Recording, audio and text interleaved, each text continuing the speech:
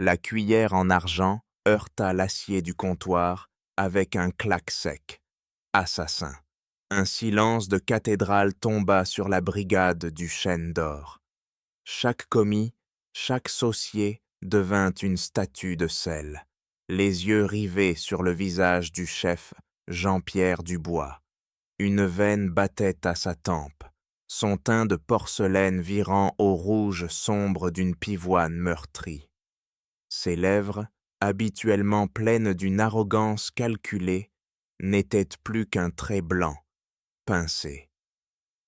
Le consommé, cette mer d'or liquide qui devait sceller sa 4e étoile, avait le goût du désastre, le goût du sel, le goût de l'échec. Son regard, une lame de glace, balaya la cuisine. Il cherchait une cible, un réceptacle pour la tornade de panique et de fureur qui montait en lui. Il passa sur les visages pâles de ses sous-chefs, sur les mains tremblantes des apprentis. Puis, son regard s'ancra, tout au fond, dans la pénombre humide de la plonge, là où la vapeur et le bruit des casseroles formaient un monde à part. Sur elle, Amina Diallo. Toi. Le mot fusa, ni un cri, ni un murmure, un sifflement venimeux. Jean-Pierre se mit en mouvement. Pas à pas, avec la précision d'un prédateur, il traversa la cuisine. Le carrelage blanc semblait se fendre sous ses semelles. Chaque membre de la brigade retenait son souffle, une vague de peur palpable ondulant à son passage. Amina, le dos courbé sur un évier rempli d'eau grasse, ne l'entendit pas tout de suite. Le fracas d'une casserole qu'elle récurait couvrait le son du danger qui approchait. C'est le silence soudain, total, qui la fit se redresser. Elle se retourna lentement, ses mains gantées de caoutchouc, égouttant une sauce savonneuse. Elle vit le chef. Il était là, à moins d'1 mètre, son ombre la dévorant tout entière. « Chef ?» Sa voix fut à peine un souffle. « Ne m'appelle pas chef !» cracha-t-il, les mots chargés de mépris. « Tu n'en as pas le droit. Regarde-moi, regarde-moi dans les yeux quand je te parle. » Elle leva le menton. Dans ses yeux sombres, il n'y avait pas de peur, juste une immense, une insondable fatigue et une étincelle de défi. « Qu'est-ce que tu as fait ?»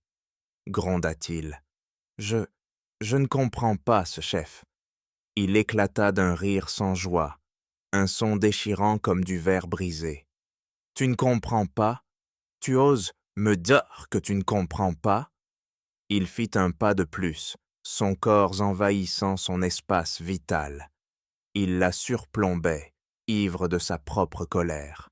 « Cette chose, dit-il en désignant le consommé d'un geste dédaigneux, porte ta signature, la signature de la négligence, la signature de ceux qui ne devraient même pas être autorisés à nettoyer les cuisines des autres. » Il attrapa une salière sur le plan de travail.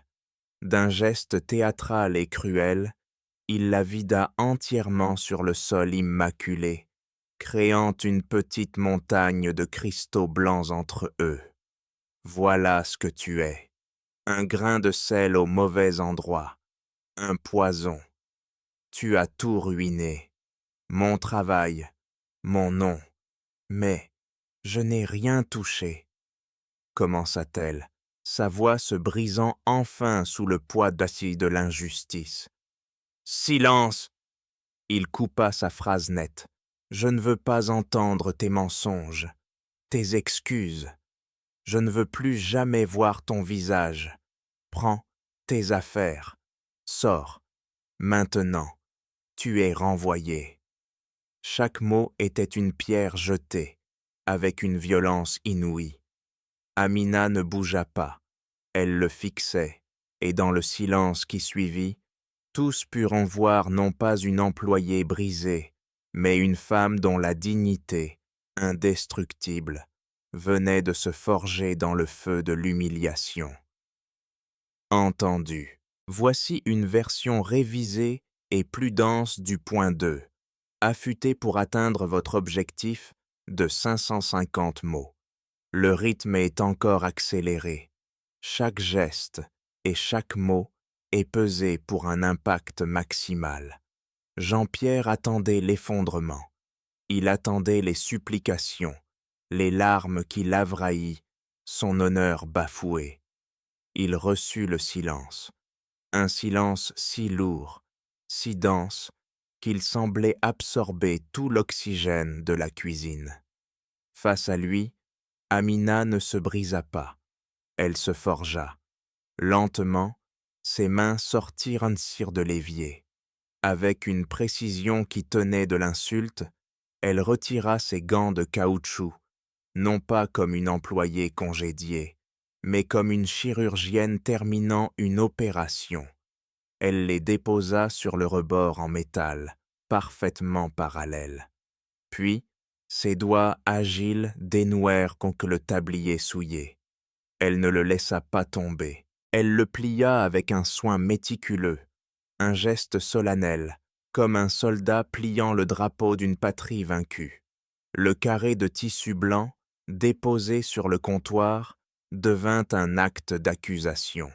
Le visage de Jean-Pierre se crispa. Cette maîtrise était intolérable. Il allait parler, hurler pour fracasser ce calme insupportable, mais la voix d'Amina s'éleva, tranchante comme une lame de glace. « Chef !» Le mot tomba entre eux, dépourvu de toute supplication. C'était un appel, une mise en demeure. Son regard était un puits sans fond qui aspirait toute la lumière, toute l'arrogance de Jean-Pierre. Le palais peut être trompé.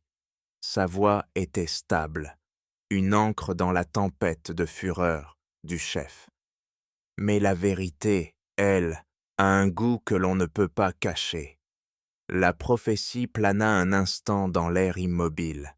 Jean-Pierre, frappé en plein orgueil, sentit un frisson glacial le parcourir. Il avait voulu une victime, il se retrouvait face à un juge. Incapable de formuler une réponse, sa rage implosa en un unique geste de mépris. Un coup de menton sec vers la sortie. Dehors. Amina lui tourna le dos. Ce ne fut pas une fuite, mais une conclusion.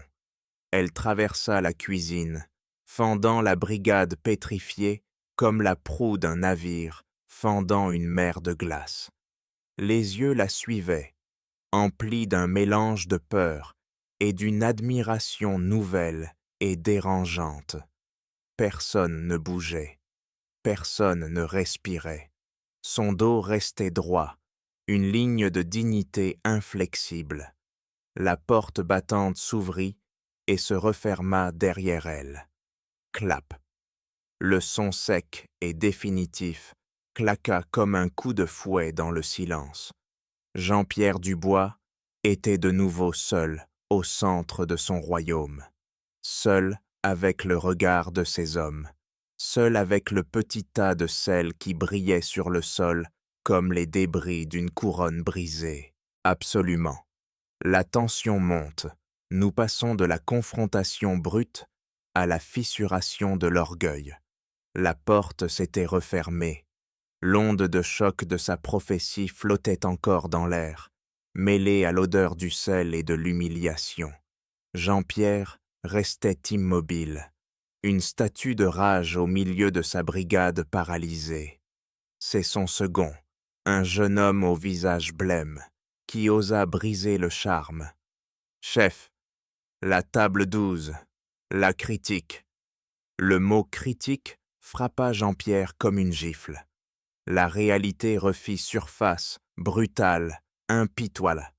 Il avait sacrifié une employée sur l'autel de son échec, mais l'échec, lui, était toujours là, tiédissant dans une soupière en argent, attendant son jugement. D'un geste sec, il lissa sa veste. recomposa un masque de professionnalisme sur ses traits tirés et marcha vers la salle. La porte de la cuisine s'ouvrit sur un silence différent, un silence feutré, opulent, où le seul son était le murmure lointain des conversations et le tintement discret des couverts. À la table 12, près de la fenêtre donnant sur le jardin, une femme était assise. Elle n'avait pas l'air d'une critique, pas de carnet, pas d'air sévère, juste une élégance discrète, une posture droite et des yeux qui semblaient tout voir. Madame Hélène Dubois, sa mère, le regardait arriver. Il s'approcha, le cœur battant à contretemps. « Madame, j'espère que… » Elle leva une main fine, l'interrompant sans un mot. Son regard se posa sur le consommé, puis revint vers lui. Un regard qui ne jugeait pas, mais qui constatait. C'était pire. « Assieds-toi, Jean-Pierre. » Sa voix était douce, mais chaque mot avait le poids du marbre. Il obéit. La dynamique du pouvoir venait de s'inverser de façon absolue. Il n'était plus le chef du chêne d'or. Il était un petit garçon attendant sa sentence. « J'ai goûté ton plat, » commença-t-elle. Elle fit une pause, laissant le poids du silence s'installer. « Ce sel, Jean-Pierre, ce n'est pas le goût de la malveillance. » Elle le regarda fixement, et il sentit son assurance se fissurer. C'est le goût de la peur, c'est le goût d'un chef qui perd le contrôle et qui, dans sa panique, commet l'erreur d'un débutant. C'est ton erreur, pas celle d'une plongeuse. Chaque mot était un clou planté dans le cercueil de son arrogance. Il voulut protester, mentir, mais il ne pouvait pas. Pas à elle. Son palais était une légende, sa perception, une loi. Il baissa les yeux, vaincu. Mais, continua-t-elle, et son ton changea, passant de la sentence au questionnement. Une lueur de curiosité professionnelle s'alluma dans ses yeux. Il y a autre chose, la petite salade de fenouil qui accompagnait le plat. Elle se pencha légèrement. Il y avait une note, fumée, presque florale. Du poivre de Sélim, je crois. Une touche magnifique, audacieuse, mais ce n'est pas dans ta palette de saveurs, Jean-Pierre. Ce n'est pas toi. Elle le dévisagea, attendant une réponse. Alors, dis-moi, qui a eu ce trait de génie dans ta cuisine aujourd'hui? Jean-Pierre resta muet, le poivre de Sélim. Il n'en avait même pas dans ses stocks. Une sueur froide perla sur sa nuque. Il venait de comprendre. Il n'avait pas simplement commis une erreur et renvoyé une innocente. Il avait chassé de sa cuisine la seule personne qui, ce jour-là, avait fait preuve de talent. Le véritable goût de la vérité, ce n'était pas celui du sel. C'était celui, complexe et inconnu, d'un talent qu'il venait de jeter à la rue. Entendu. Nous enchaînons directement sur l'action qui naît de sa prise de conscience. Le rythme s'accélère. Le nom Amina n'avait même pas été prononcé, mais il hurlait dans le silence entre la mère et le fils. Jean-Pierre se leva d'un bond, sa chaise raclant le parquet dans une plainte stridente. Le visage de sa mère resta impassible, mais ses yeux contenaient une lueur d'approbation, ou peut-être de pitié. « Pardon, mère, il faut que je… » Il ne termina pas sa phrase. Les mots étaient inutiles, englués dans la honte qui lui brûlait la gorge. Il tourna les talons, laissant sa mère seule avec une addition qu'il ne paierait jamais vraiment. Il retraversa la salle opulente comme une comète de désordre, ignorant les regards interloqués des clients. Il fit irruption dans sa cuisine, non plus en chef, mais en fugitif. « Ses affaires, Où est son casier » aboya-t-il au second qui sursauta. Sans attendre de réponse, il se précipita vers les vestiaires du personnel. Il arracha la porte du casier numéro 42. Il était vide, presque vide. Ni sac, ni veste, juste une odeur faible, entêtante, un mélange de savon de Marseille et d'autres choses. Une épice chaude, boisée, l'odeur du poivre de Sélim, l'odeur de son propre aveuglement. Il frappa le métal de son poing, le son mat résonnant comme un glas. 20 minutes plus tard, sa Porsche fendait le trafic parisien. Le cuir beige, la climatisation, le silence aseptisé de l'habitacle formaient une cage dorée qui l'étouffait. Il quitta les avenues haussmanniennes, le Paris des cartes postales, pour s'enfoncer dans un autre monde. Barbès, la goutte d'or. Le changement fut brutal. Le gris de la pierre laissa place aux couleurs criardes des bazars. Le silence fut remplacé par un vacarme de klaxons, de musique raille s'échappant des boutiques, et le brouhaha de 1000 conversations. Il gara la voiture, un vaisseau spatial échoué dans une mer hostile, et sortit. L'air était épais, chargé des odeurs de menthe, de viande grillée, d'encens. Il était ridicule.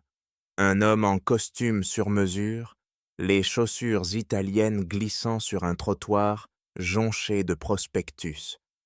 Il était une anomalie. Il sortit son téléphone, affichant une photo d'Amina prise par les ressources humaines. Une photo administrative, triste, qui ne lui rendait pas justice. Il s'approcha d'un vendeur d'épices, un vieil homme au regard malicieux. « Excusez-moi, monsieur, je cherche cette femme. » Le vieil homme plissa les yeux vers la photo, puis vers Jean-Pierre.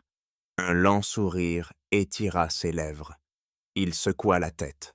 « Beaucoup de femmes qui ressemblent à ça, ici, chef, mais aucune qui ne vous cherche, vous. » Il se tourna vers un autre, une femme vendant des tissus colorés.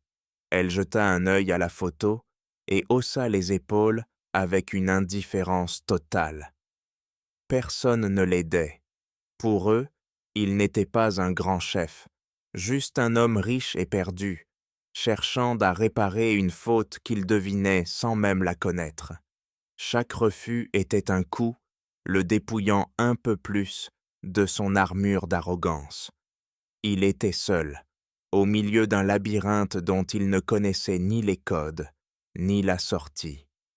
Bien sûr, nous pivotons de la quête désespérée de Jean-Pierre pour révéler le monde où Amina n'est pas une victime, mais une force. Le découragement était une ancre qui tirait Jean-Pierre vers le fond. Il était sur le point d'abandonner, de retourner à sa cage dorée, vaincu par ce pari qui n'était pas le sien. C'est alors qu'une odeur vint à lui. Elle ne ressemblait à rien de ce qu'il connaissait. Ce n'était pas la fragrance calculée d'un parfum de luxe, ni l'arôme standardisé d'une brasserie. C'était une odeur complexe, vivante, une base de poisson mijoté, relevée par le piquant du piment, l'acidité du tamarin, et adoucie par la rondeur de la tomate et du yet. C'était une odeur qui ne se contentait pas de nourrir le corps, mais qui racontait une histoire de terre lointaine et de mains généreuses. Guidé par cet unique fil d'Ariane, il quitta le tumulte de la rue principale. L'odeur le mena à travers une arche en pierre, dans une cour intérieure cachée, où le bruit du monde s'évanouissait, remplacé par des rires sollozos d'enfance et le claquement sec de dominos sur des tables en bois. Et là, il la vit. Ce n'était pas la plongeuse effacée, au dos voûté par la fatigue. C'était une autre femme, Amina se tenait au centre de la cour, devant une marmite si grande qu'elle aurait pu nourrir une armée. Elle ne cuisinait pas, elle dansait. Ses gestes étaient fluides, précis, pleins d'une assurance qu'il ne lui avait jamais soupçonnée. Une cuillère en bois dans une main, elle goûtait le bouillon. De l'autre, elle jetait une poignée d'herbes ciselées, son bras décrivant une arche gracieuse. Un enfant s'agrippa à son tablier. Elle se pencha, et un sourire illumina son visage. Un sourire authentique, éclatant, qui transforma ses traits et la rendit magnifique. Elle lui tendit un morceau de carotte confite qu'il croqua avec gourmandise. Des anciens, assis sur un banc, la regardaient avec un respect affectueux. Ici, elle n'était pas invisible. Elle était le cœur battant de cette petite communauté. Elle était chez elle. Jean-Pierre resta caché dans l'ombre de l'arche, le souffle coupé. Il avait traversé Paris pour trouver une employée à qui présenter des excuses. Il découvrait une reine dans son royaume. Toute sa colère, toute son arrogance, toute la structure de son monde triplement étoilé semblait soudain fragile, artificielle, fausse. Il la regardait remuer le contenu de la marmite, un thiéboudienne monumental qui embaumait l'air, et il comprit la source du poivre de Sélim, de cette touche de génie. Ce n'était pas un accident, c'était sa signature. Il avait renvoyé une femme de ménage. Il réalisait maintenant qu'il avait peut-être congédié l'âme même de la cuisine qu'il prétendait maîtriser. Il était un intrus, un spectateur indigne d'une vérité qui le dépassait entièrement. Compris. La confrontation, la rédemption et le début du mystère, le tout dans un rythme soutenu. Il fit un pas hors de l'ombre. Un seul pas. Ce fut suffisant pour que le monde s'arrête. Les rires des enfants se turent. Les joueurs de dominos levèrent sur la tête, leurs regards se faisant durs, protecteurs. L'arrivée de cet homme en costume impeccable, le visage tourmenté, était une fausse note dans leur symphonie. Il était une menace. Amina le sentit plus qu'elle ne le vit. Elle se retourna, et son sourire s'évanouit. Elle ne montra aucune surprise, seulement une lassitude infinie. Elle posa sa cuillère en bois et s'essuya les mains sur son tablier, se préparant à un combat qu'elle ne voulait pas mener. Jean-Pierre s'avança, traversant la cour sous le poids de dizaines de regards hostiles. Il se sentait nu, dépouillé de toute son autorité.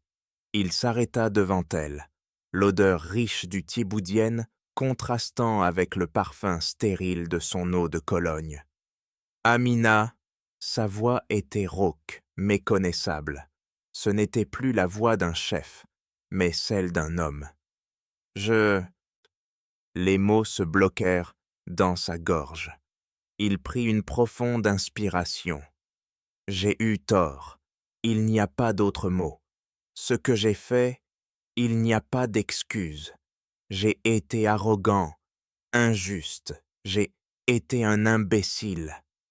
Il la regarda, et pour la première fois, elle vit autre chose que de la fureur dans ses yeux. Elle y vit de la honte, une honte pure, corrosive. « Je vous demande pardon. » Amina le laissa mariner dans le silence. Elle sonda son visage, cherchant la faille, la trace de duplicité. Elle n'en trouva aucune. « Le pardon ne remplit pas une assiette, chef, » dit-elle enfin, sa voix neutre. « Je sais, je vous paierai. Le double, le triple, ce que vous voudrez. » Elle secoua la tête. « Mon prix n'est pas de l'argent. » Elle fit un pas vers lui, reprenant le contrôle de l'échange. « Je reviendrai aux chaînes d'or. mais pas à la plonge. Jamais. Son regard le défia. « Je veux une place en cuisine, une vraie place. Vous m'avez jugé sans me connaître. Maintenant, vous allez me voir cuisiner. C'est ça, mon prix. » Jean-Pierre la fixa, abasourdi. Il s'attendait à tout sauf à ça. Une lueur de l'ancien chef brilla en lui. L'idée était folle, impossible.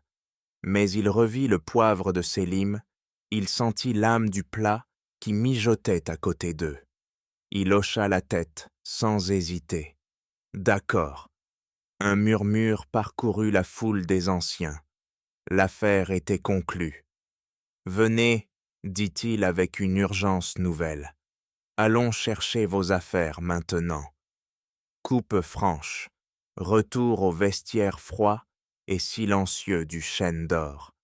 L'air était tendu, maladroit. Amina ouvrit son casier pour prendre son unique possession, un petit sac en toile. Mais sa main effleura autre chose. Un vieux carnet de Moleskine, noir, usé, oublié là depuis des années. Par curiosité, elle l'ouvrit. Une lettre jaunie par le temps glissa et tomba à ses pieds. Elle la ramassa. L'enveloppe n'avait pas de timbre. Écrit d'une main élégante, le nom du destinataire, pour Madame Hélène Dubois. Elle déchira délicatement l'enveloppe. Ses yeux parcoururent les premières lignes. Sa respiration se bloqua. Elle lut à voix haute un murmure qui glaça le sang de Jean-Pierre. « Hélène, si tu lis ceci, c'est que le pire est arrivé. Philippe m'a détruit, et j'ai peur qu'il ne détruise tout ce que tu as bâti. » Les mots de la lettre restèrent en suspens dans l'air confiné du vestiaire, figeant Jean-Pierre et Amina dans un instant de pure stupeur. Philippe. Le nom flottait entre eux, chargé d'une menace soudaine et inconnue. Jean-Pierre sentit un froid glacial lui parcourir l'échine. Un pressentiment terrible que le drame de son consommé salé n'était que le lever de rideau d'une tragédie bien plus sombre. C'est à cet instant précis que la porte s'ouvrit dans un grincement.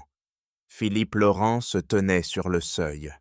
Grand, impeccablement vêtu d'un costume anthracite, un sourire affable mais sans chaleur plaqué sur le visage, il était le directeur général du Chêne d'Or, l'homme qui transformait l'art de Jean-Pierre en profit. Sa présence était habituellement discrète, presque invisible, mais aujourd'hui, elle était écrasante. Son regard passa sur Jean-Pierre, puis s'arrêta sur Amina, et une lueur de mépris glacé traversa ses yeux. Il ignora complètement sa présence. Jean-Pierre. Sa voix était suave, contrôlée, mais elle cachait mal une note d'impatience. « Je te cherche partout. Les représentants du groupe Vatel sont dans mon bureau. Ils sont très insistants. » Jean-Pierre, encore sous le choc de la lettre, peinait à comprendre. Vatel? Le groupe hôtelier? Qu'est-ce qu'ils veulent? Philippe eut un petit rire condescendant. Ce qu'ils veulent, ils veulent nous sauver, mon cher, pendant que tu joues sur les bons samaritains avec le personnel, dit-il avec un coup d'œil assassin vers Amina. Le navire coule. Les chiffres de ce trimestre sont un désastre, une catastrophe. La vente est notre seule option pour éviter la faillite. Le mot « vente » frappa Jean-Pierre avec la force d'un coup de poing. Vendre le Chêne d'Or, l'héritage de sa mère. Jamais. C'est hors de question, rétorqua-t-il, sa voix retrouvant d'une partie de son autorité. Le sourire de Philippe se figea. Ce n'est plus à toi d'en décider. Ta mère m'a donné les pleins pouvoirs pour gérer cette crise, et ma décision est prise. Il fit un pas en avant, son assurance se faisant menaçante. Amina, qui n'avait pas bougé, serra la lettre dans sa main. Son regard croisa celui de Philippe. Il ne pouvait pas savoir ce qu'elle tenait, mais il vit en elle une anomalie, une pièce imprévue sur son échiquier. Il vit une force qu'il ne comprenait pas, et il la détesta instantanément. « Débarrasse-toi de ça », dit-il à Jean-Pierre, désignant Amina d'un geste vague et insultant. « Et rejoins-moi, nous avons un contrat à signer. » Il tourna les talons et partit, laissant derrière lui un silence lourd de sous-entendus. Jean-Pierre regarda la porte se refermer, puis se tourna vers Amina. Il ne voyait plus une plongeuse, ni même une cuisinière. Il voyait une alliée, la seule. Son regard tomba sur la lettre qu'elle tenait comme une arme. « Omar » murmura-t-il, le nom de l'ancien chef mentionné dans la lettre lui revenant en mémoire. « Mon Dieu, qu'est-ce qu'il a fait? Laissez-moi voir. » La voix de Jean-Pierre était un murmure tendu. Amina lui tendit la lettre. Leurs doigts se frôlèrent, et dans ce contact fugitif, une alliance fragile et improbable fut scellée. Non plus un chef et une employée, mais deux âmes prises dans la même tempête. Ils lurent sur la suite ensemble, penchés sur le papier jauni dans la lumière crue du vestiaire. La voix d'Omar, muette depuis 15 ans, s'éleva de la page. Elle parlait d'amitié trahie, d'une ambition dévorante, celle de Philippe. Elle décrivait un système de factures falsifié, un poison lent injecté dans les veines financières du chêne d'or. Et puis, le mot-clé, le safran. Des commandes exorbitantes, payées à prix d'or à des fournisseurs fantômes. Omar avait tout découvert. Pour le faire taire, Philippe l'avait accusé d'avoir volé une de ses précieuses livraisons. C'était sa parole contre celle du directeur. Personne ne l'avait cru. « Les archives », dit soudain Jean-Pierre, un éclair de lucidité perçant son angoisse. Il doit y avoir une trace. Il guida Amina à travers les cuisines, non plus comme son patron, mais comme un co-conspirateur. Ils descendirent un escalier étroit menant à une cave oubliée. L'air était lourd de l'odeur de la poussière et du papier ancien. Des piles de registres comptables, reliés de cuir craquelé, dormaient sur des étagères métalliques. Le cimetière de l'histoire du restaurant. « Année 2010 », dit Jean-Pierre, tirant un lourd volume. La poussière vola, dansant dans le faisceau unique d'une ampoule nue. Ils se plongèrent dans les chiffres. Pour Jean-Pierre, ce n'était qu'un labyrinthe de colonnes et de zéros. Il cherchait une erreur monumentale, une preuve évidente. Mais le crime de Philippe était plus subtil. Ce fut Amina qui la trouva. Son doigt fin, habitué à traquer la moindre impureté sur une assiette, se posa sur une ligne. « Chef, regardez. » La ligne indiquait une commande de safran d'Iran à un fournisseur nommé Or Rouge Annecy. « Et alors ?» demanda Jean-Pierre, impatient. « L'année suivante, » dit-elle en tournant la page avec précaution. « Même fournisseur, Or Rouge & Compagnie. »« C'est une faute de frappe. »« Non, » insista-t-elle. « L'adresse aussi, ici rue de Belleville, là boulevard de Belleville, et le numéro de téléphone, un chiffre a changé. Ce sont des détails conçus pour ne pas être vus. C'est un fantôme qui change de visage pour ne pas être attrapé. » Jean-Pierre la fixa stupéfait par sa perspicacité. Elle avait raison. Ce n'était pas une erreur, c'était une signature, la signature d'un tricheur. Soudain, un son leur parvint d'en haut. Des rires, le rire gras et satisfait de Philippe, mêlé aux voix polies des hommes du groupe Vatel. Ils étaient juste au-dessus, dans le bureau, en train de célébrer la vente. Le son était comme le tic-tac d'une bombe sur le point d'exploser. Ils avaient un fil, mais le temps leur manquait pour le tirer. Parfait, la pression monte. Ils ont un fil, mais il leur faut l'arme qui anéantira Philippe. La voici. Le son des rires au-dessus de leur tête était une insulte, le chant victorieux d'un ennemi qui ignorait que la résistance s'organisait dans les entrailles de son propre royaume. La panique commençait à glacer les veines de Jean-Pierre. « C'est inutile », murmura-t-il, le désespoir effaçant sa détermination. « Des factures, des adresses, ce n'est pas une preuve, c'est une suspicion. Il niera tout. »« Il doit y avoir autre chose, » dit Amina, sa voix un souffle de volonté pure.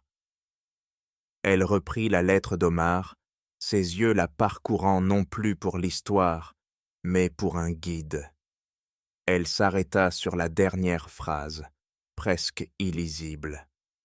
Il n'y a qu'un seul endroit où la chaleur préserve les secrets, derrière la vieille chaudière. Tout est là. Le regard de Jean-Pierre s'illumina d'une lueur féroce. La vieille chaudière. Au sous-sol, une relique de l'époque de son père, que personne n'utilisait plus. « Venez », ordonna-t-il. Ils se déplacèrent comme des ombres dans les couloirs de service. Chaque porte qui claquait, chaque voix dans le lointain était une menace. Ils atteignirent donc le sous-sol, une crypte de tuyaux et de vapeurs. L'air était suffocant. Au fond de la pièce, l'énorme chaudière en fonte se dressait tel un dieu de fer endormi. Ils se glissèrent derrière. L'espace était étroit, couvert de toiles d'araignée. Jean-Pierre passa ses mains sur le mur de briques, cherchant. Ses doigts rencontrèrent une pierre descellée. Il la retira. Derrière, dans une petite cavité, se trouvait une boîte en fer blanc, rouillée par le temps. Le trésor d'Omar. Avec des mains tremblantes, il l'ouvrirait. À l'intérieur, un carnet noir. Pas un registre comptable, mais un journal, le journal de bord de la trahison de Philippe. Ils tournèrent mais sur les pages. Tout y était, les noms des sociétés écrans, les dates des virements, les montants exacts volés au fil des ans. C'était la preuve qu'ils cherchaient, mais il y avait pire, bien pire. Les dernières pages, écrites avec une encre plus récente, dataient des 6 derniers mois. Omar, de loin, avait continué son enquête. Il avait découvert que Philippe ne se contentait plus de voler.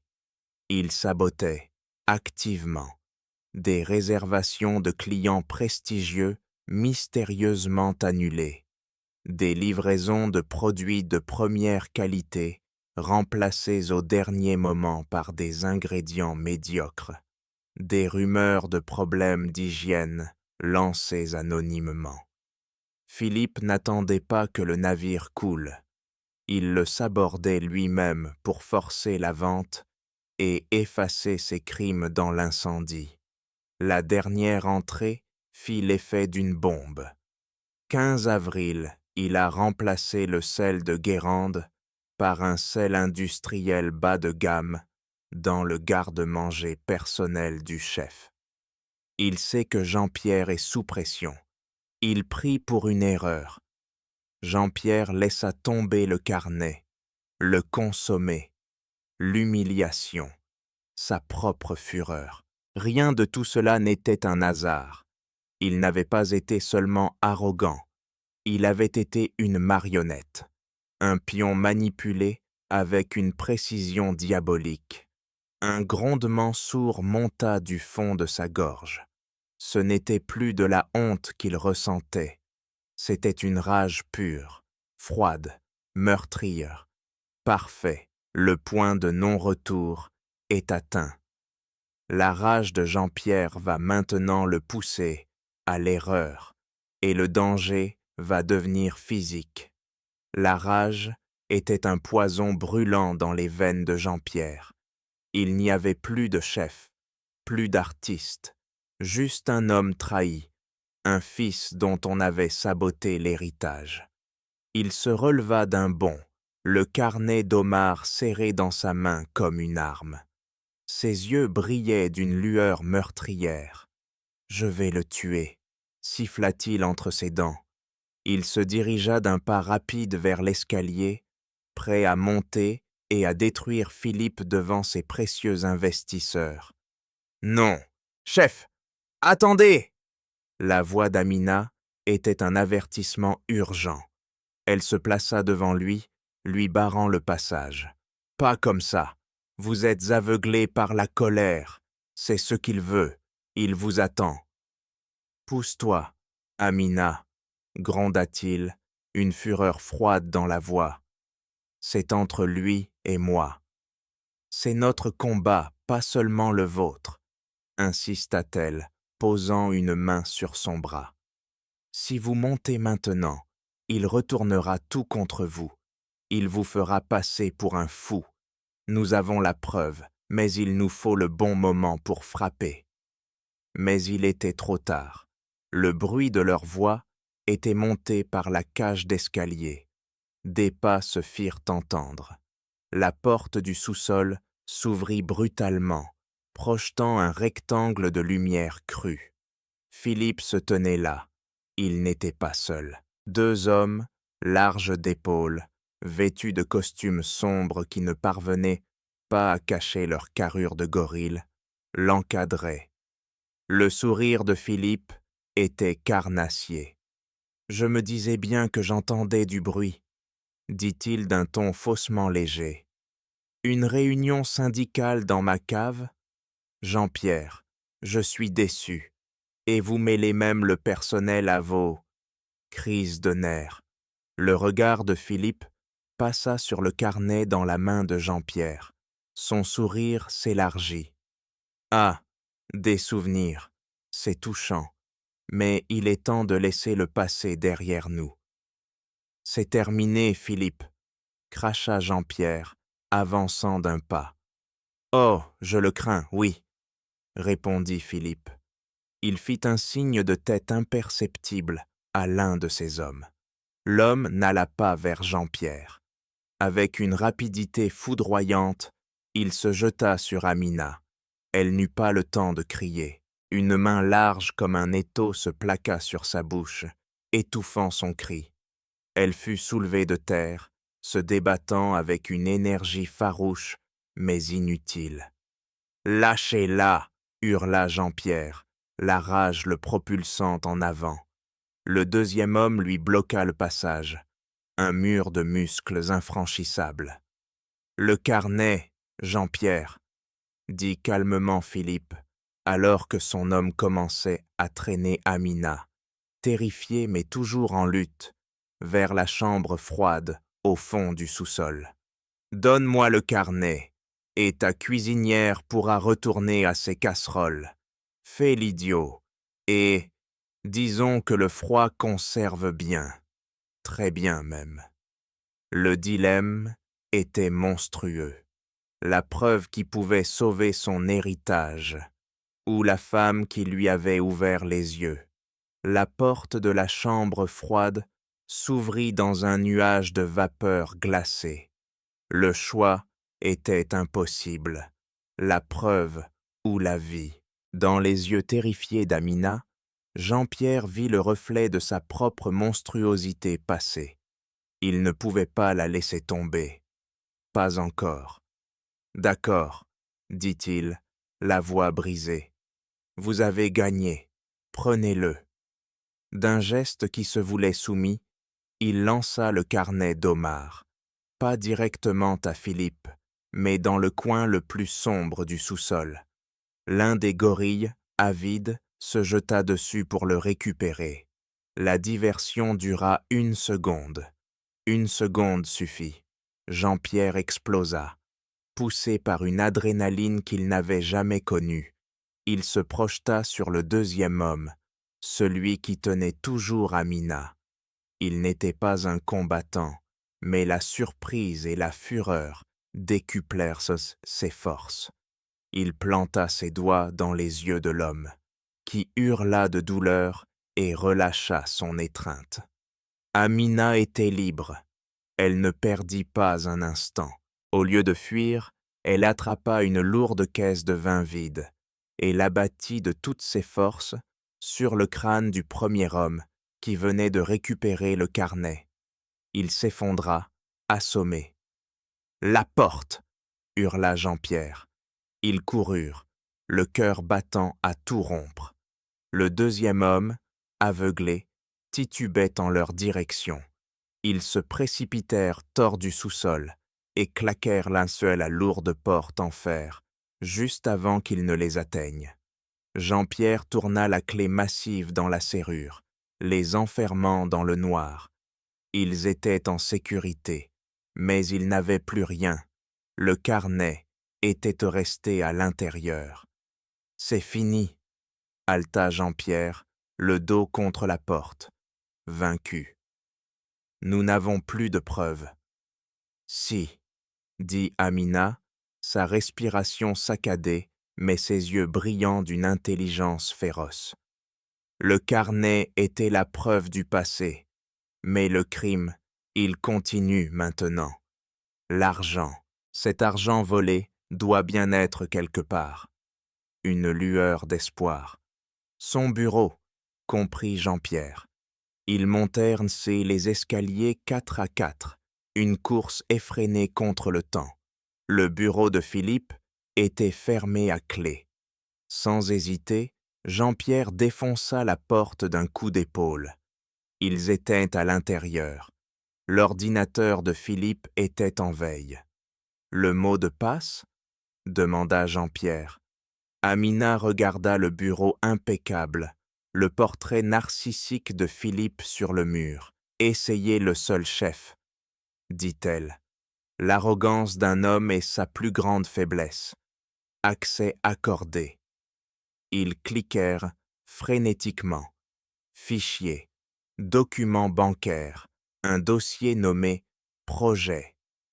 À l'intérieur, des relevés de compte d'une banque offshore aux îles Caïmans. Des millions d'euros. Le nom du bénéficiaire, Philippe Laurent. « Imprime », ordonna Jean-Pierre. L'imprimante se mit en marche, crachant lentement les feuilles de la trahison. Au même instant, ils entendirent des voix dans le couloir. Le rire de Philippe. Il arrivait, avec les acheteurs. Les feuilles tombaient, une par une. Les poignées de porte cliquetèrent. Il n'y avait pas d'issue. Jean-Pierre attrapa les feuilles encore chaudes de l'imprimante. Amina, d'un geste vif, ouvrit la fenêtre qui donnait sur une corniche étroite. C'était de la folie. C'était leur seule chance. Ils enjambèrent main que la fenêtre juste au moment où la porte du bureau s'ouvrait. Accroupis sur la corniche, à plusieurs mètres du sol, ils entendirent un Philippe entrer. « Et voici où la magie opère », dit-il d'un ton mielleux à ses invités. Jean-Pierre et Amina longèrent que le mur, le cœur au bord des lèvres, jusqu'à la fenêtre ouverte de la salle à manger principale. Ils se laissèrent glisser à l'intérieur, débraillés, couverts de poussière, mais vivants. La scène était surréaliste. Au centre de la salle, à la meilleure table, Philippe avait installé les représentants du groupe Vatel. Madame Hélène Dubois était assise avec eux, le visage fermé. Un contrat était posé sur la nappe blanche, attendant la signature finale. Un dernier verre pour sceller notre accord proposa Philippe, levant une flûte de champagne. Pas si vite, Philippe. La voix de Jean-Pierre résonna dans la salle silencieuse. Tous les regards se tournèrent vers eux. Deux fantômes surgis du mur. Philippe pâlit, mais se reprit aussitôt. Un sourire de mépris se dessina sur ses lèvres. « Jean-Pierre, quelle entrée dramatique! Tu viens nous faire tes adieux? Je crains que tu ne sois un peu en retard. »« Je viens t'empêcher de commettre l'irréparable, » répondit Jean-Pierre, sa voix calme, chargée d'une autorité nouvelle. « De quoi parles-tu? De sauver ce restaurant de ta propre incompétence? Non, de le sauver de ta trahison. » Philippe éclata de rire. « Des accusations bien graves. As-tu la moindre preuve pour étayer tes délires? Le journal intime d'un vieil ami amer, peut-être? » Il savourait sa victoire, certain que le carnet était hors de leur portée. Un silence tendu s'installa. Le visage de Jean-Pierre se durcit. Il semblait avoir perdu. Le groupe Vatel commençait à se lever, mal à l'aise. C'est alors qu'Amina s'avança. Elle n'était plus une ombre, elle était la lumière. D'un geste lent, elle posa les relevés bancaires sur la table, juste à côté du contrat. 15 ans de factures fantômes, dit-elle, sa voix claire et puissante. Des millions d'euros détournés sur ce compte aux îles Caïmans. Un sabotage méticuleux pour faire chuter la valeur du restaurant. Tout est là, imprimé depuis votre ordinateur, Monsieur Laurent. Le visage de Philippe se décomposa. La couleur quitta ses joues. Il était piégé. Madame Dubois prit l'une des feuilles. Elle la lut, puis leva les yeux vers Philippe. « Omar m'avait prévenu, » dit-elle d'une voix brisée par le chagrin et la fureur. Je n'ai pas voulu le croire. Le piège venait de se refermer. Le silence dans la salle à manger était total, rompu seulement par le froissement des papiers que les représentants du groupe Vatel se passaient de main en main, le visage empreint de dégoût. Philippe, livide, tenta un dernier bluff. « C'est une fabrication, un montage, ils sont fous. » Sa voix était stridente, perçante, mais personne ne le croyait plus. Son assurance s'était évaporée, ne laissant qu'un homme pitoyable et acculé. Le représentant principal de Vatel se leva, plia soigneusement le contrat et le déchira en deux. « Notre offre est retirée, » déclara-t-il froidement. « Nous ne faisons pas affaire avec des criminels. » C'est Madame Hélène Dubois qui porta le coup de grâce. Elle n'éleva pas la voix. Elle sortit son téléphone et composa un numéro. « Allô, commissaire, c'est Hélène Dubois. Je vous demande de venir au Chêne d'Or. J'ai quelqu'un que vous devriez rencontrer. » L'arrivée de la police fut discrète, efficace. Pas de sirène, juste deux inspecteurs en civil qui entrèrent calmement dans la salle.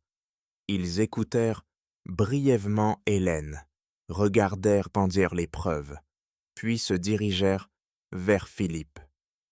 Il ne résista pas. Toute son énergie l'avait quitté. Alors qu'il lui passait les menottes, son regard croisa une dernière fois celui d'Amina. Il y avait dans ses yeux une haine pure, la rage impuissante d'un roi déchu face à celle qui l'avait fait tomber. Amina soutint son regard, sans ciller, son visage une mer de calme. Justice était faite. Quelques jours plus tard, une autre forme de justice, plus douce, eut lieu. Jean-Pierre et Hélène prirent sur la route jusqu'à un petit village de la campagne normande. Ils y trouvèrent un petit bistrot charmant, le Petit Normand, et dans la cuisine, un homme aux cheveux gris et au sourire doux. Omar. Il les accueillit sans amertume. Ils s'assirent à une table en bois, et les mots vinrent, maladroits mais sincères, les excuses, les explications, les larmes d'Hélène. Jean-Pierre lui raconta tout, le rôle d'Amina, sa propre stupidité. « Je vous demande pardon, Omar, au nom de ma famille. » Omar posa une main sur son épaule. « Le pardon est accordé depuis longtemps, Jean-Pierre. La haine est un poison que je refuse de boire. » Ils lui proposèrent Jansour de revenir, de reprendre sa place. Il refusa poliment. « Ma place est ici, maintenant, loin des étoiles et des faux-semblants. » Il leur offrit un café, et en le servant, il ajouta « Mais dites à cette jeune femme, dites-lui qu'elle a l'âme d'un vrai chef. Ne la laissez jamais partir. » La boucle était bouclée, le passé était guéri. Il était temps de construire l'avenir.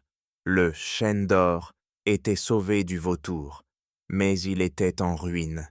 La trahison de Philippe avait laissé un trou béant dans les finances et un poison encore plus profond dans son âme. Le restaurant était silencieux, les tables vides, comme un palais attendant son dernier souffle. C'est dans ce silence que Jean-Pierre, Hélène et Amina se réunirent autour de la même table où le contrat avait été déchiré. « Nous sommes au bord de la faillite, » constata Hélène, sa voix fatiguée mais lucide. « Nous pouvons vendre, pour de vrai cette fois, et partir. » Jean-Pierre regarda les murs, les boiseries, l'argenterie. Il voyait des fantômes, le fantôme de son père, de son arrogance, d'Omar, de Philippe. Il secoua la tête. Non, partir serait le laisser gagner. Il se tourna vers Amina. « Le premier jour, je vous ai dit que vous n'apparteniez pas à ce monde. J'avais tort. C'est ce monde qui n'était pas digne de vous. Il doit changer. » Un feu nouveau brûlait dans ses yeux. Plus la flamme destructrice de la rage, mais la lueur chaude de la conviction. « Je vais vendre ma voiture, » annonça-t-il. « Mon appartement à Passy. Toutes ces choses inutiles. Nous allons renflouer le restaurant, mais pas pour qu'il redevienne ce qu'il était, pour qu'il devienne ce qu'il aurait toujours dû être. » Il se pencha en avant, son projet se formant dans son esprit avec une clarté fulgurante. « Nous allons créer une fondation, la fondation Le Goût de la Vérité. Nous allons transformer une partie de la cuisine en un incubateur, un lieu pour former et lancer des chefs issus de l'immigration, des jeunes des quartiers qui n'ont jamais eu leur chance. Le chêne d'or ne sera plus le temple d'un seul homme. Il sera la maison de tous les talents que des gens comme moi ont refusé de voir. » Hélène le regardait, des larmes de fierté brillant dans ses yeux. Elle avait perdu un héritage, mais elle venait de retrouver son fils. Puis, tous deux se tournèrent vers Amina. « Ce projet ne peut pas exister sans vous, » dit Jean-Pierre, avec une humilité qu'elle n'aurait jamais cru possible. « Votre palais, votre vérité. Nous ne vous offrons pas un emploi, Amina. Nous vous offrons un partenariat pour diriger ce programme, pour être la nouvelle âme Sam de cet endroit. » Amina regarda ces deux personnes qui, quelques jours auparavant, représentaient tout ce qui l'avait oppressé. Elle vit leur vulnérabilité, leur espoir. Elle repensa à la cour de son quartier, aux enfants, aux anciens. Elle pouvait construire un pont entre ces deux mondes. Elle hocha lentement la tête. « D'accord, » dit-elle. Un mot simple qui scellait une révolution. 1 an plus tard, la cuisine du Chêne d'Or est méconnaissable. Le silence tendu et les ordres aboyés ont été remplacés par un bourdonnement créatif, un mélange de langues, de rires et de sifflements de casseroles. Un jeune chef marocain montre sa technique de cuisson du tagine à un commis vietnamien. Une chef péruvienne explique les secrets du léché de tigre. C'est une symphonie de culture, une célébration de la gastronomie mondiale. Amina se déplace au milieu de ce chaos organisé. Elle ne porte pas le grand chapeau rigide d'un chef traditionnel, mais un simple tablier. Elle n'aboie pas, elle conseille. Elle goûte une sauce ici, ajuste un assaisonnement là. Elle est le cœur tranquille de l'ouragan. Jean-Pierre est à ses côtés. Il n'est plus un tyran, mais un mentor. Il partage sa technique impeccable, mais il apprend aussi, avec une curiosité et une humilité nouvelles. Il est plus heureux, plus libre, et sa cuisine n'a jamais été aussi inventive. À sa table habituelle, Hélène observe la scène, un sourire serein sur les lèvres. Elle voit l'héritage de sa famille non pas dénaturé, mais transcendé. Une jeune femme, la première diplômée de la fondation Le Goût de la Vérité, s'approche timidement d'Amina. Elle lui présente une petite assiette, une création personnelle. Amina prend une cuillère, goûte. Ses yeux se ferment un instant. Puis, un sourire radieux illumine son visage, le même sourire que Jean-Pierre avait vu dans la cour. Elle pose une main sur l'épaule de la jeune chef et hoche la tête. Un nouveau talent venait d'éclore. Plus tard dans la soirée, la salle est comble. Jean-Pierre et Amina se tiennent un instant près de la porte de la cuisine, regardant le balai des serveurs et les visages heureux des clients. « C'est plus vivant qu'avant » murmure Jean-Pierre. « C'est parce que c'est vrai » répond Amina. La caméra s'éloigne lentement, quittant la chaleur et la lumière du restaurant pour monter dans la nuit parisienne. Le Chêne d'Or n'est plus seulement une étoile dans le firmament de la gastronomie. C'est un phare qui prouve que le goût le plus exquis, le plus juste, le plus rare est celui de la dignité retrouvée.